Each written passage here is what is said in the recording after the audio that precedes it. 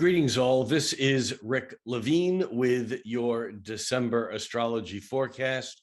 Well, believe it or not, we've actually made it to the end, or to the last month anyhow, of 2021.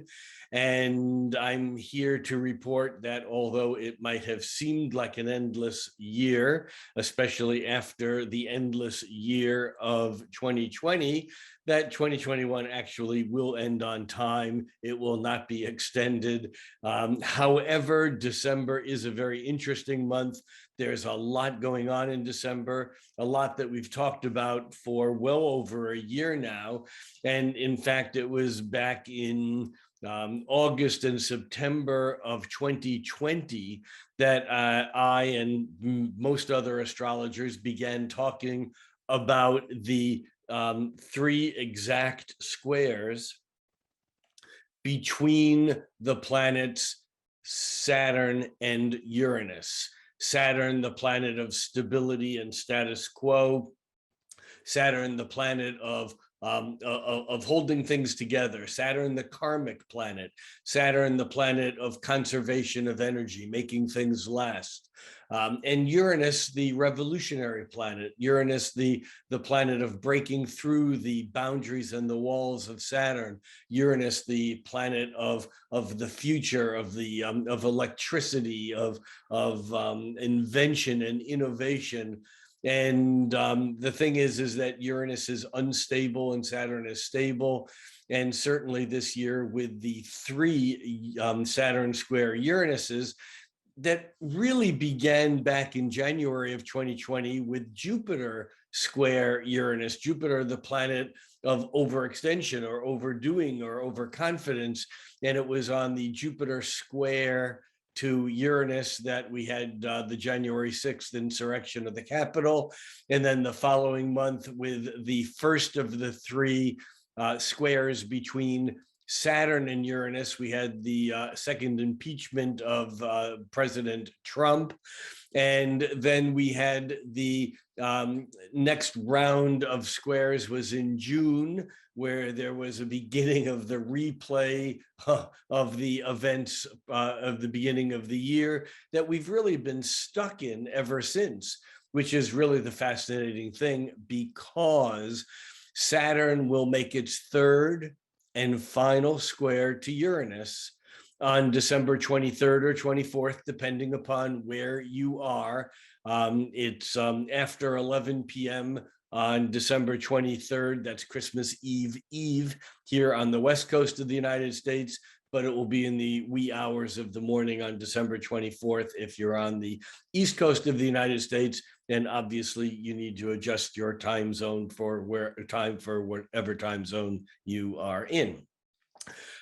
The thing to understand, though, is that when we have a setup of slow-moving planets in particular, well, even with the faster-moving planets, and we'll get back to this a little later with the Venus conjunction to Pluto that happens twice during this month, during December. But when we have this set up because of the retrogrades, where there's a three-time motion where Uranus was squared by Saturn back in February, and then the retrograde created another square in mid-June, and now we're coming into the third and final exact square, the end of December. It's like there's an event or series of events that hold its energy and hold its power all year. And this has been the undertone, the bass note, if you will, of all of 2021. Pretty much all the things that have happened in 2021 are ramifications of or higher frequencies of this conflict that has been between Saturn and Uranus. And I'm not going to say a whole lot more about that now. I feel like I've been talking about it all year, as most other astrologers have been also. But it's important to understand that at the beginning of December, we have at the beginning of the month, we have Saturn at just 9 degrees of Aquarius, with Uranus at 11 degrees of Taurus and 44 minutes. It's about 11 3/4 degrees. What that means is that there is about 2¾ degrees, less than 3 degrees, between Saturn and Uranus. And that over a period of 3 weeks, that whittles its way down to 0 degrees when Saturn is exactly to the moment, to the degree, square Uranus for the third and final time. So what does this mean? It means that on one level, we may see a flurry of events that kind of replay the energy back from the beginning of the year through January, February, all the way through the late spring, early summer, and all the way up through the end of the year. There may be a sense of finality, or maybe even just a partial finality, a feeling like we're done with this, we can move on. Now, unfortunately, that's not quite the case. And the reason why that isn't quite the case is that because of their retrogrades, Saturn retrogrades back within a half of a degree of being exactly square to Uranus again next fall. That is October, November of 2022. And this, I think, will be an important piece and will play into the politics in the United States in the fall, especially since that square will be rather close even during election day in November of 2022. We're not going there now. I'm just saying that even though it theoretically is over in December, we certainly have issues that will be lingering. And it doesn't even take being an astrologer to be aware of the fact that these issues that are very deep that we're dealing with now on many levels are not going to go away overnight. However, there is movement, and that's what's important. That's what's significant for this month. The other thing that will be very interesting also toward the end of the month, we'll come back and take it step by step throughout the month in just a few minutes. But the other thing that is quite significant is the fact that Jupiter moves into Pisces just right at the end of December, December 28th. Now, Jupiter has already tipped into Pisces and now has moved back into Aquarius. But it's almost like when it moved into Pisces earlier this year, it was testing waters. And now it's done its work in Aquarius. And when Jupiter moves into Pisces on December 28th, I think it is, on December 28th, when that occurs, this is going to be moving into new territory because Jupiter will not come back into Aquarius again, well, for 11 years. And on top of that, once Jupiter moves into Pisces, Jupiter will be in its home or ruling sign. It's the Jupiter being the traditional ruler of Pisces. And Neptune is already there. What that means is that Jupiter will join up with Neptune beginning of April. And that will be the first time in, I think, well over a century, where Jupiter aligns with Neptune while they're both in their home sign. And this is going to be very profound. And I think that as soon as Jupiter moves into Pisces, again, the end of December, we're going to begin feeling that we're on a run toward this very important date or transition toward the beginning of April. Then, of course, we have the second of two eclipses, and that eclipse is on December 3rd. We'll get there in a moment. And then lastly, with the most important things in the overview, is that we have Venus turning retrograde on December 19th. And actually, while we're here, this is a good transition to talk about December 1st, because not only does Venus turn retrograde on December 19th, along with Chiron turning direct the same day, but Neptune turns direct on December 1st.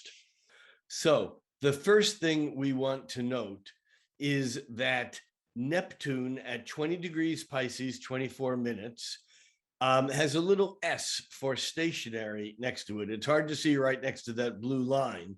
But Neptune actually has been retrograde and it today on December 1st.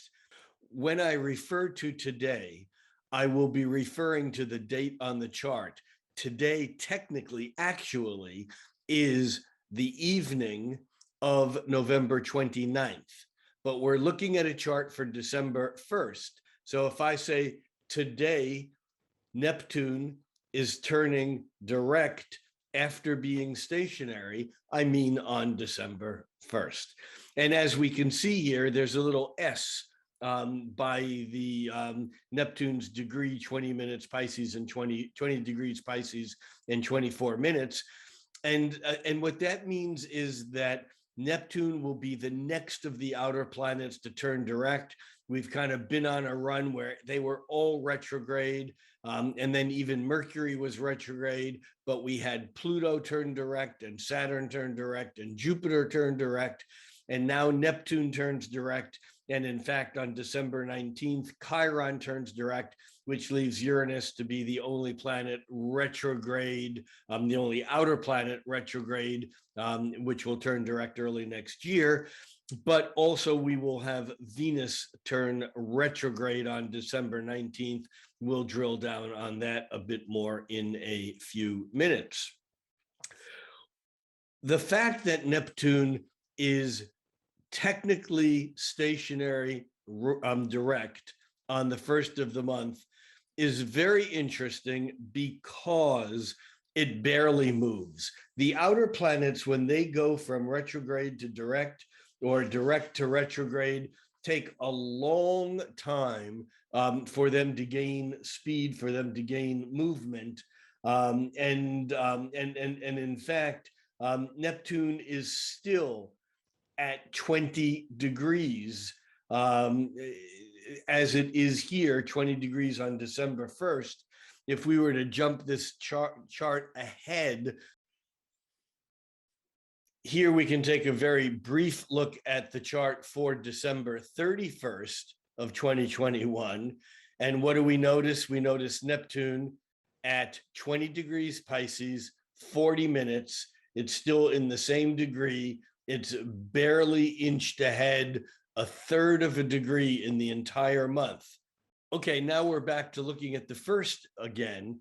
And why this is so important is that when any planet changes from retrograde to direct, as Neptune is, or in fact direct to retrograde, like Venus is in this month, it's not just that they're traveling along and then one day they start to look like they're going backwards.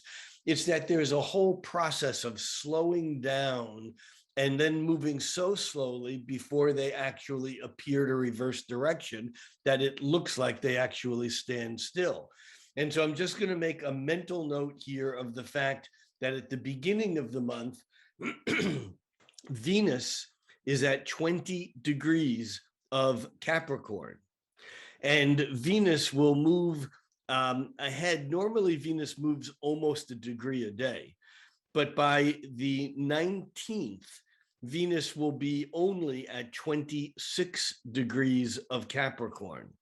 So in almost 3 weeks, Venus will move 6 degrees from 20 to 26 degrees of Capricorn.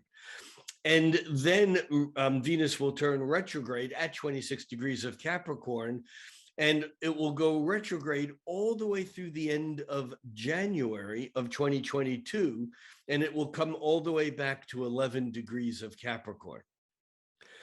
That 11-degree point where Venus retrogrades all the way back to is significant because Venus actually reached that point for the first time back on November 17th. And that area between when a planet is going forward, reaches a point, then turns retrograde and goes all the way back to a place and then forward again. That area that's covered forward, backward, and forward is called the shadow. And when the planet is in that area, whether the planet's retrograde or direct, that's when things happen. So in other words, Venus entered its shadow on November 17th.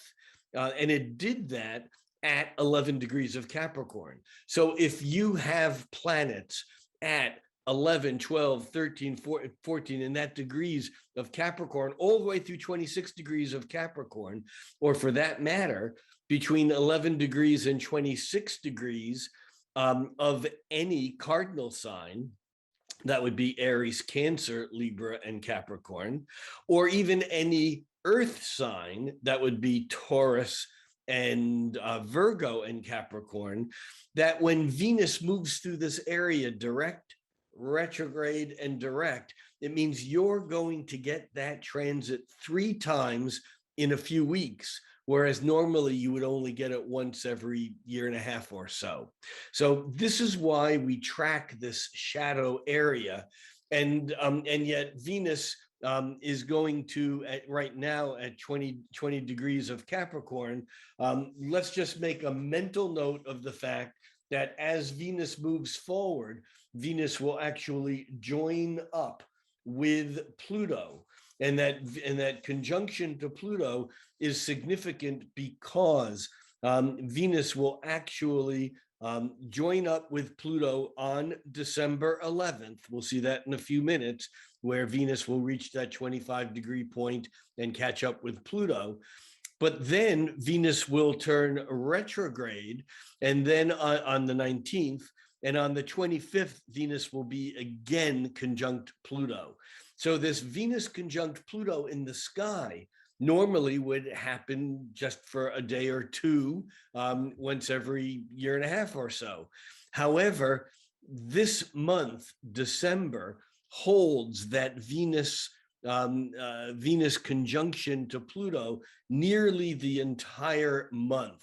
And that is significant, especially because as Venus begins to move on past that point after Christmas, Mercury will come in and fill that point, so that we end up with Mercury kind of doing the cleanup, lining up with Pluto.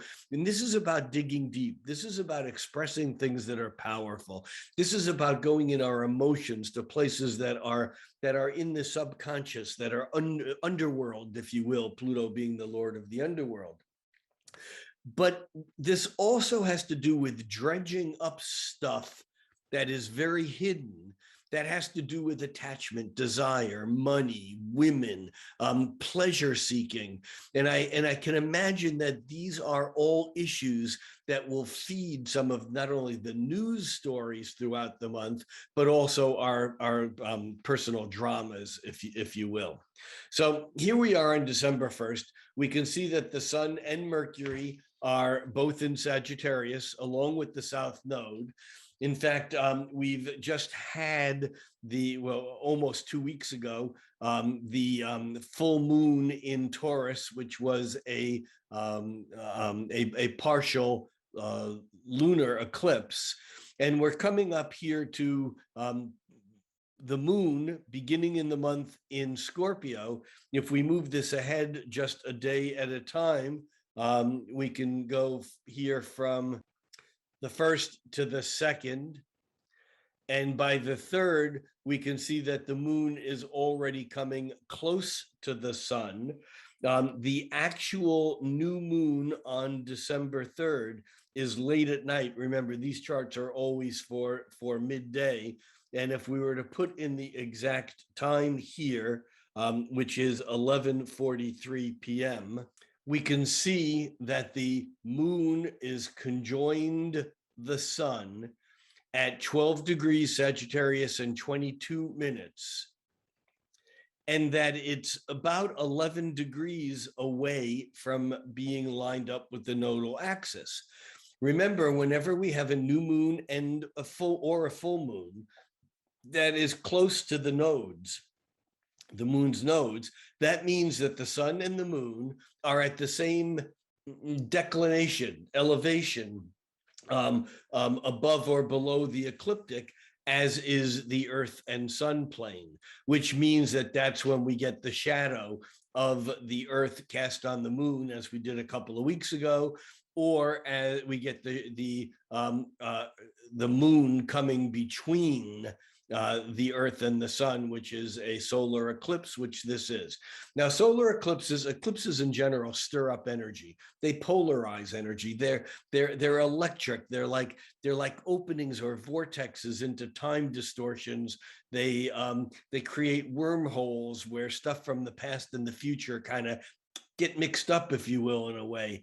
And the significant thing about this particular eclipse is the fact that it is closely quincunx.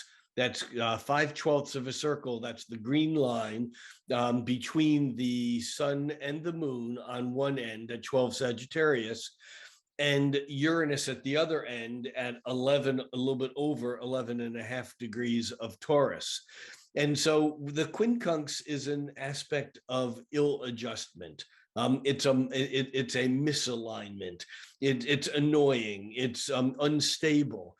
And so this eclipse has within it some of this energy of this electric progressive change that Uranus brings to the picture, and yet it doesn't integrate very easily.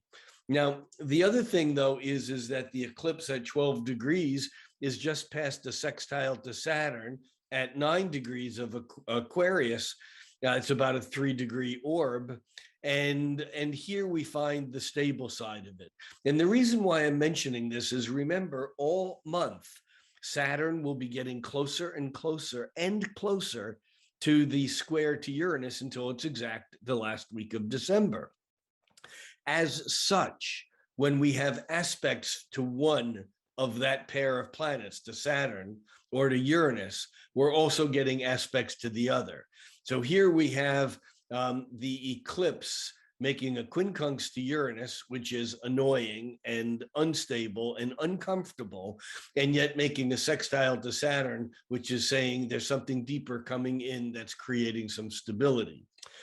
In fact, if we look at this, we can see that we're still riding out some energy from the end of November, which had to do with some stability between Saturn here at 9 degrees and of Aquarius, and Chiron at 8 degrees of Aries, and now the moon and the sun at 12. Remember, a few days ago, they were back around 9, or the sun was at least back around 9, making that little triangle even tighter.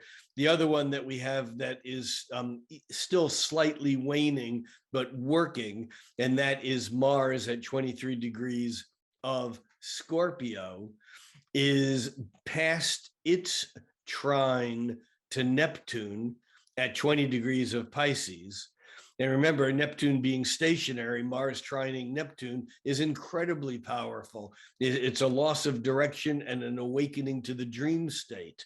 But on top of that, we also have a Venus and Pluto, remember, inching together closer and closer. They're going to get exact twice this month, but with Mars forming sextiles there. So we have some background energy here that's quite exciting, or maybe exciting isn't the right word. It's quite soothing, even though there's energy that is certainly problematic.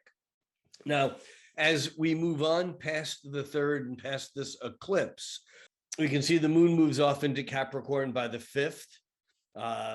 And by the 6th, we have some interesting dynamics cooking. We have the moon in Capricorn that will catch up with and align, conjoin both Venus and Pluto. And on top of that, we have Mars now perfecting its sextile to Pluto. So remember, Pluto is a key player this month, even though we're going to be focused a lot on the Saturn-Uranus and then Jupiter as it changes signs. But there's a lot of aspects being made to Pluto by these faster moving planets, including here, we're seeing the Venus slowly, very slowly, because it's going to turn retrograde on the 19th, coming into that conjunction with Pluto, digging in deeper and deeper. The power is building. The stuff that's buried is slowly, it's almost like a volcanic reaction here, that the stuff has been buried so deeply it doesn't come up easy. It's not like holding a baby and patting its back and and letting it burp. This is like a burp that has been held in for centuries. for a long time that eventually will come up as that Venus, followed by Mercury conjoining Pluto. But here on the 6th, we see that Mars makes a sextile with Pluto, easing that flow of energy. Again, allowing some actions to occur that expose some things that, in fact, may have been hidden. And then as we move ahead to the 7th, we now get Mercury forming an exact square to Neptune, Mercury at 20 degrees of Sagittarius, forming an exact square to Neptune. And keep in mind that this Mercury square Neptune is also setting up information for the Sun's square to Neptune on December 11th. There's a connection there, again, about something that we've been misled about, something that is going to be coming out and we'll become more aware of. But that's on December 7th. But on December 7th, we also have Mars making a square to Jupiter.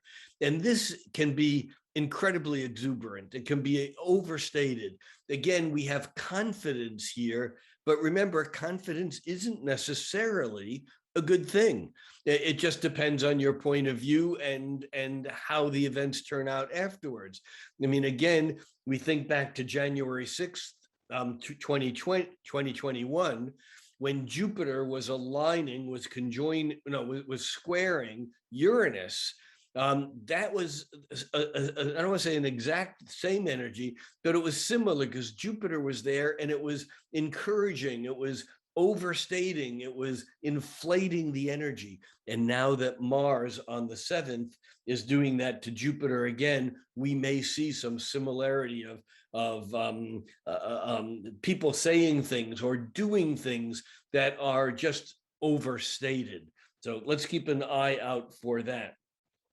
By the time we get to the 10th, we actually have a couple of less predominant aspects. We have Mercury making a half square to Saturn.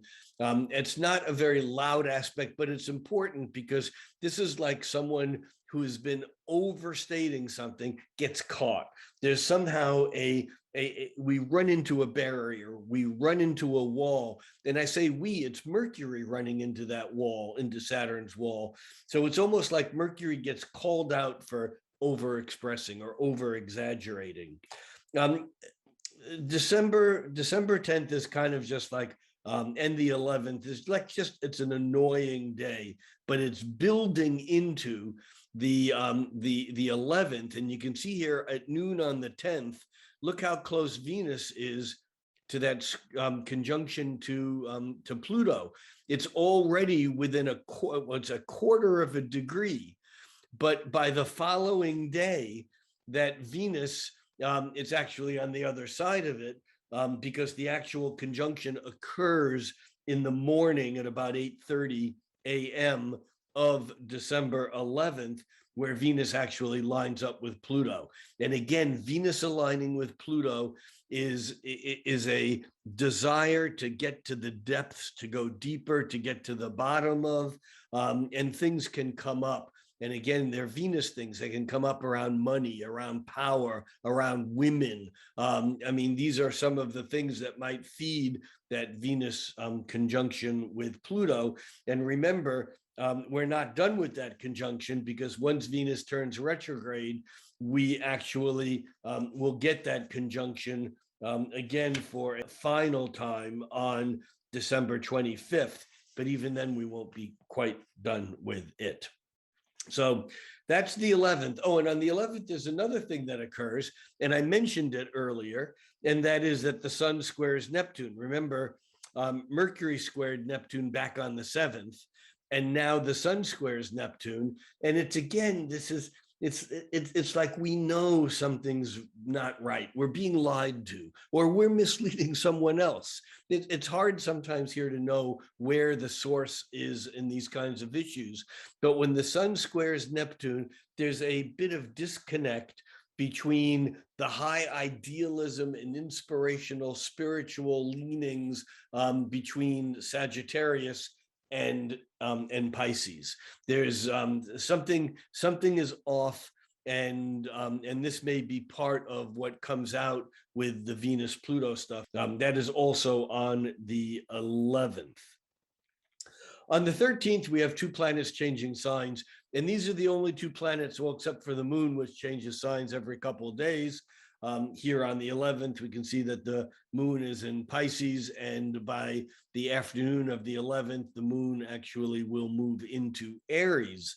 But by the 13th, we can see that the moon is still in Aries at noon, but now we have Mars moved into Sagittarius and Mercury having moved into Capricorn.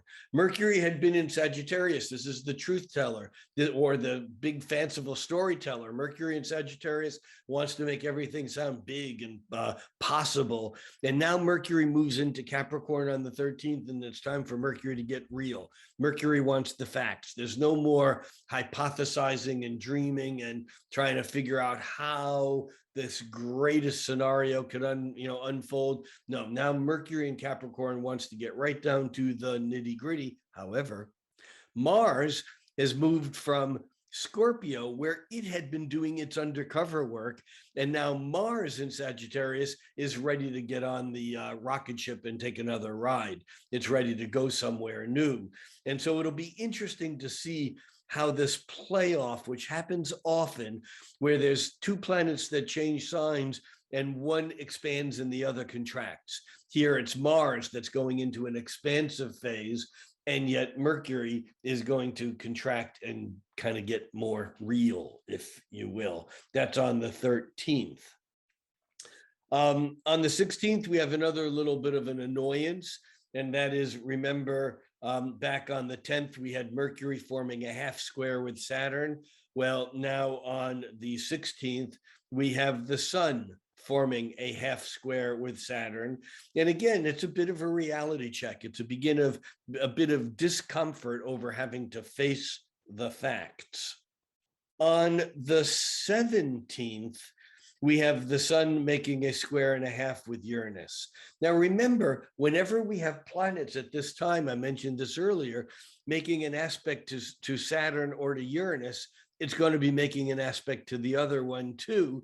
And as the Saturn-Uranus square gets closer and closer and closer, the two aspects that a moving planet makes also get closer and closer. In other words, we have the Sun making a half square to Saturn on December 16th, and the Sun making a square and a half to Uranus on December 17th. That's like really, really close together. And again, this is discomfort. This is bringing things into the light that have to do with these power struggles, or this the tension between the old and the new, the tension between the status quo Saturn and the progressive Uranus. So I think we'll see more of this. And remember, this is all happening as Saturn and Uranus get closer together. Here on the 17th, Saturn is at 10.5 degrees of Aquarius, and Uranus is only at 11.25 degrees of Taurus.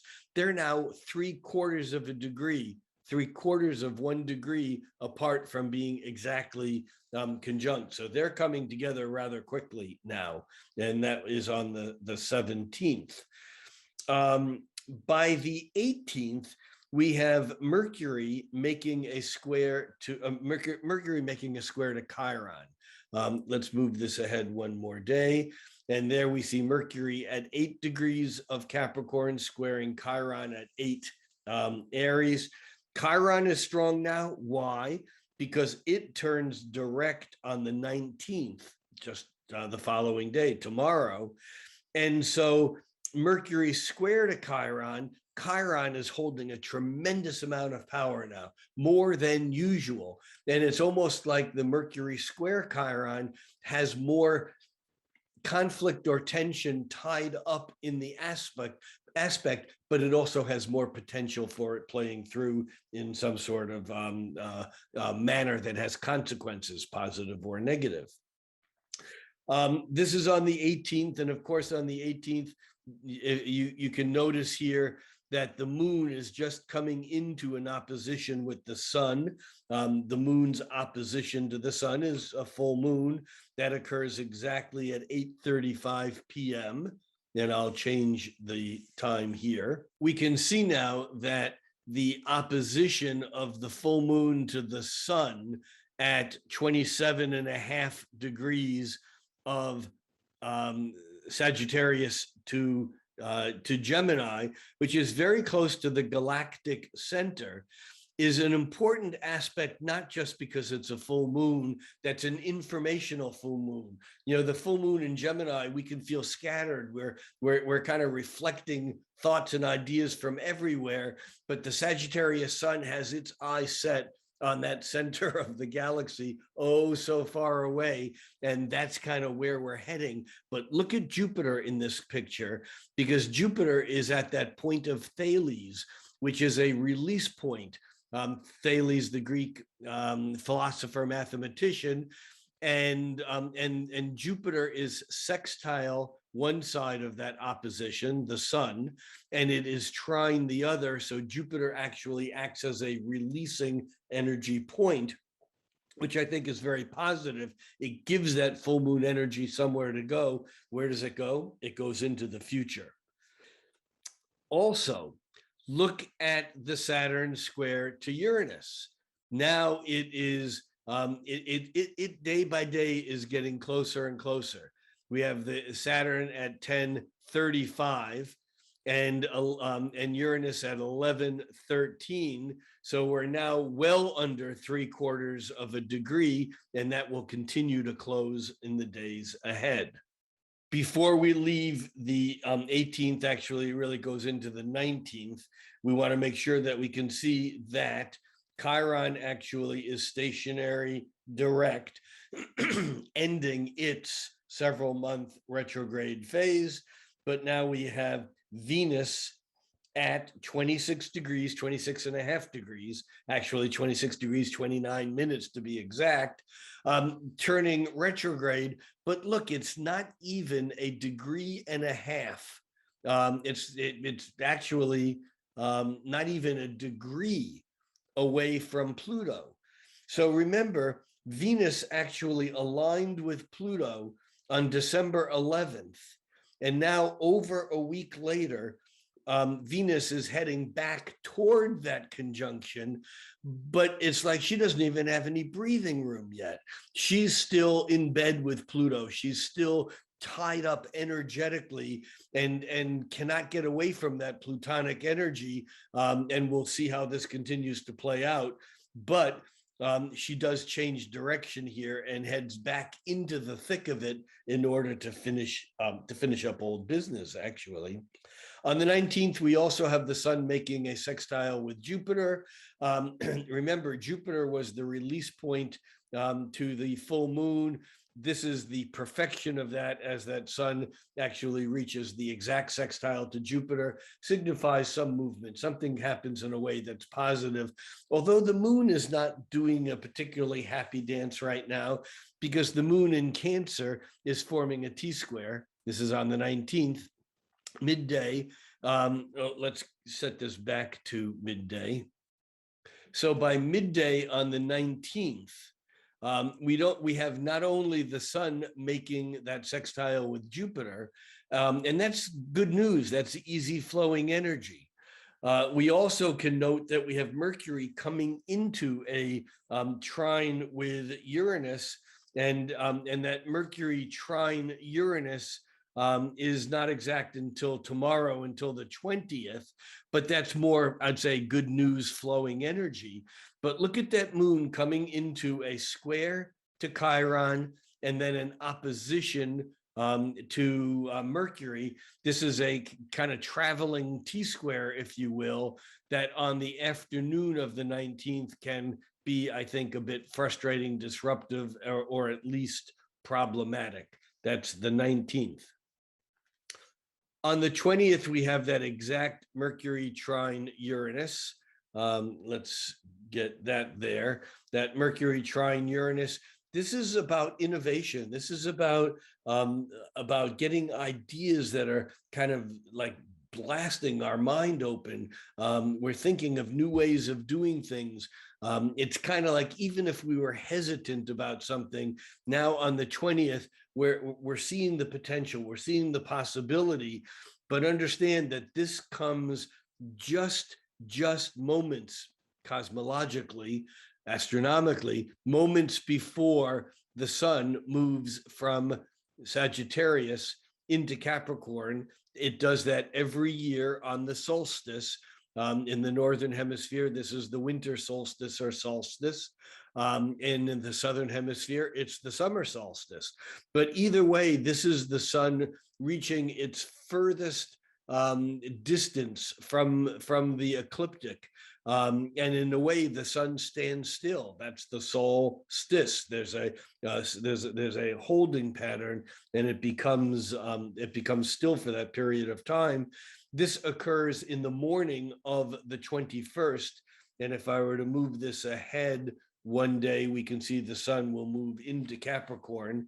But the reason why this is significant is that we have had Mercury in Capricorn, where it's normally rather conservative of thought, making a trine with Uranus, where it all of a sudden goes, pow, I can go anywhere. And now the sun comes in almost as if to say, whoa, not so fast. We need to take this gradually. We need to make sure that we're covering our bases. And yet at the same time, on this December 21st, look how close now the Saturn square to Uranus is. We're now about less than 20 minutes of arc. We're less than a third of a degree because we have Saturn at 10 minutes short of 11 degrees and Uranus at 10 minutes over 11 degrees. So they're a third of a degree apart now. Remember, they were 3/4 of a degree apart at the beginning of the month. Now, also here on the 22nd, on the 23rd, let's jump to the 23rd, this now being Christmas Eve, look at that Saturn-Uranus.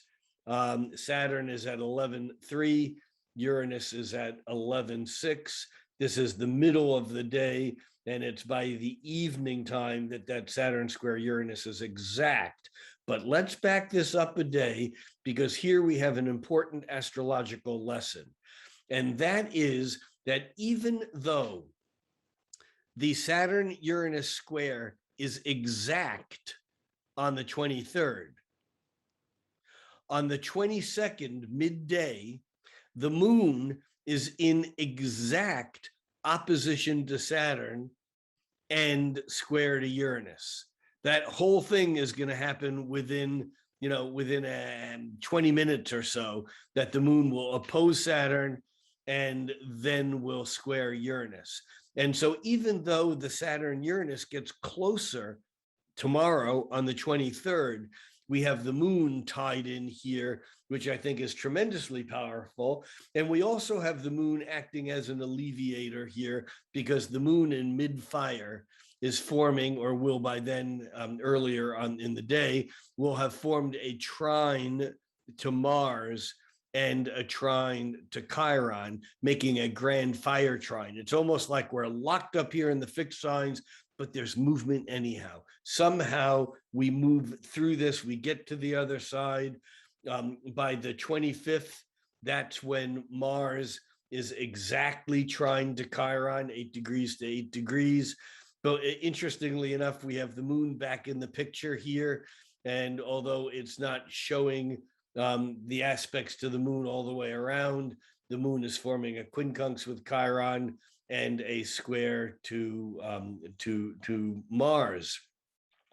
Also note that Venus, which has been continuing to inch along backwards, retrograde, is now ready to catch up with Pluto coming from the other side, because that Venus conjoined with Pluto is exact at 4 a.m. on Christmas morning. Here we're still on Christmas Eve day, and we can see that the Pluto the Venus-Pluto conjunction is within 4250. It's within 11 minutes of arc. I mean, it's about a sixth of a degree. And so that will be exact tomorrow on Christmas Day. Let's move this ahead to Christmas Day. And we can see that the Venus and Pluto are here again within 5 minutes. But it would have occurred earlier in the day. So this is past the actual conjunction. That's on the 25th. On the 26th, we have Mercury forming a sextile with Neptune. I talked about this earlier because this sextile is actually, again, about dreaming, but now instead of being misled, the Mercury sextile Neptune, it's allowing us to tell a story. It's allowing us to fall into poetry, into music, into story, rather than into truth. And as long as we can tell which is which, that will be fine. On the 27th and 28th, we have a number of less, they're less, I don't want to say less important, but they're not Ptolemaic aspects. Venus makes a half square to Saturn on the 27th. And that's annoying. Again, it's irritating. It's problematic because, again, it feels like it's running into a wall. But here it's like things are not as pleasant as we might like them to be. And I said Venus running into a half square with Saturn. I meant Venus running into a half square with Mars. It's like we've been going too fast, like I just was, which allowed me to misread it. That Venus half square to Mars is saying Venus and Mars, the lovers, are not necessarily okay today. They got stuff that they need to talk about or work out. At the same time, or coming into it the following day, Mars makes a half square to Pluto. So that Mars is actually, because Venus and Pluto are so close together, Mars is sweeping through that half square, first to Venus, then to Pluto. And this is some tough work. This is some difficult stuff. This is really getting into it. But Mars is now also making a quincunx to Uranus. And this Mars-Uranus quincunx actually is also happening on the front end of that Mars making a sextile to Saturn. Let's look at all this together, because the year goes out with a bang. Mars, the warrior planet, is half square to Venus and then to Pluto. It's a quincunx to Uranus, and it's a sextile to Saturn, while that Saturn, even though this is technically past now, that it's still like a half a degree. It's 34 minutes. So it's just barely over a half a degree of being exact. And yet into this, Mars is stirring up all kinds of stuff. This is on December 28th. And even on the 29th, we then have Mercury catching up with Venus. Venus is retrograding back toward Mercury, Mercury moving forward. There's a lot of communication, a lot of talk going on here. This is the 29th now. And that Mercury then lines up with Pluto later in the same day. And so we have, this is an intense period of time. This is an intense end to the year. And that Mars making that quincunx to Uranus, followed by the sextile to Saturn, is really giving us something to work with, because we're still not happy about the abruptness of change, Uranus, and yet Saturn is stabilizing something, and we're seeing here foreshadowing for what may be coming through 2022. The other thing here on the 29th is the Sun makes a square to Chiron. The Sun square to Chiron is not easy when it comes to healing. There's going to be bruises or hurt or people that are not satisfied with the outcome that they seem to be getting. And that can be a bit of a struggle, a bit of a salt on an open wound, if you will. Then Mercury actually catches up with Pluto. I originally said on the 29th, it's actually between 1 and 2 a.m. on the 30th, but it'll be early in the morning on the 30th of December that Mercury catches up with Pluto. And again, things are being said. Things are being said that were not said before in a way that they're coming to light. In a way, this Mercury conjunct Pluto is a bit like hearing the Nixon tapes during Watergate. People knew that they were there, but when they heard them, all of a sudden things changed. And I think this is about hearing something or about becoming aware of something that we already knew. And that brings us up to the 31st, where Mercury is making that half square now to Mars. And again, I think that the end of the year is a bit disjarring, even though the most active moment in all of this is really back before Christmas with the Saturn-Uranus square. I've been calling this this month's forecast "The End is Near," but I don't mean that in a fearful apocalyptic manner. What I mean by that is that the end is actually near. What do I mean by the end? I mean the end of the year, and I'll tell you what that means in just a moment. 2020 and 2021 have been years that we will remember for a long time. These are years that have been important in the dynamics and the changing of life all over the planet. I don't think anyone going back to 2019 could have quite imagined how these 2 years would have unfolded. And I'm saying 2 years, even though energetically they're a bit separate.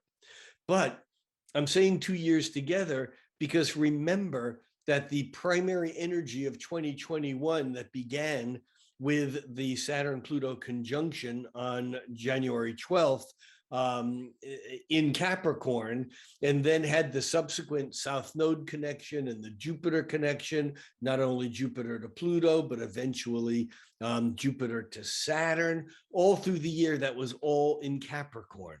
We still have Pluto lingering in Capricorn, but by the end of this month, by the end of December, we also have the Sun, Venus, Mercury, and Pluto all in Capricorn. And there's kind of like a replaying of what's going on, of what went on through that period of time.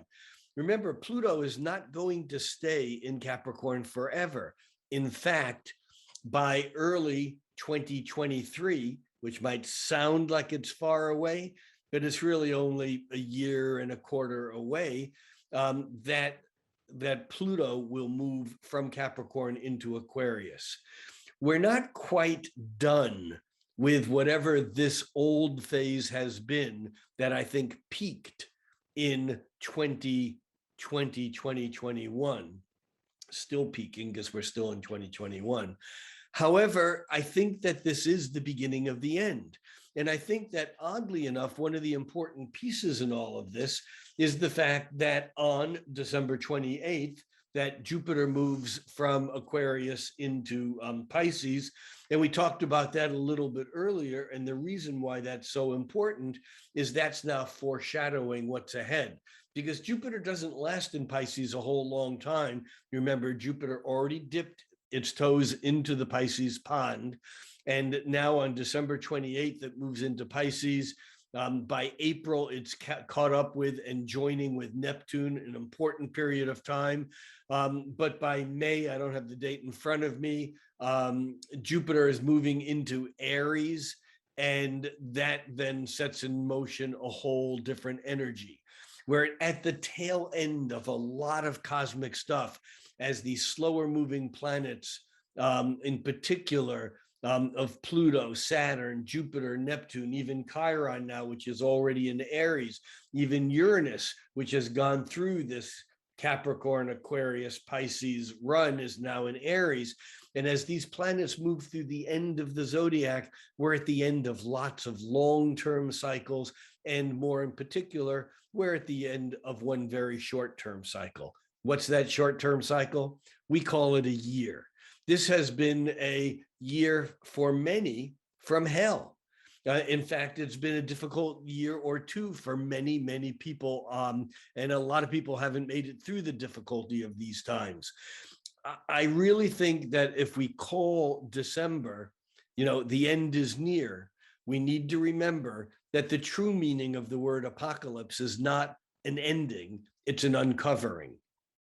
And I think that although there were many of us astrologers, I certainly fell into this group, looking forward from 2019 to 2020, I was referring to what I called the Plutocalypse, because I thought that by 2020, there would be an uncovering, there would be an apocalypse.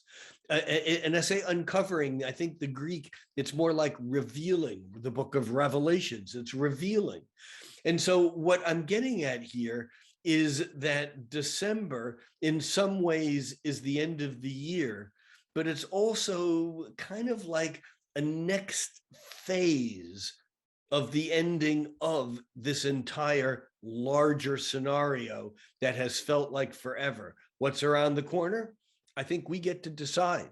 I think that no matter how jaded you are, or in politics or relationships, you might think, oh, there's nothing I can do. There's always things we can do. And what we can do is we can attend to our own lives. We can attend to the relationships that we are in. We can attend to those things around us. And of course, this brings me to my grand finale for this year, aside from a Merry Christmas, Happy Hanukkah, Happy Kwanzaa, Happy New Year, happy darkening of the light and a reopening of it, because that's what the winter solstice is. The winter solstice is the end. However, astrologically, we know that wherever there is a sunset, there is a sunrise. Wherever there is a new moon, there is 2 weeks later a full moon. That all cycles are, in fact, cyclical. So this is the end. I hear Jim Morrison in my mind, The Doors, singing, "This is the end."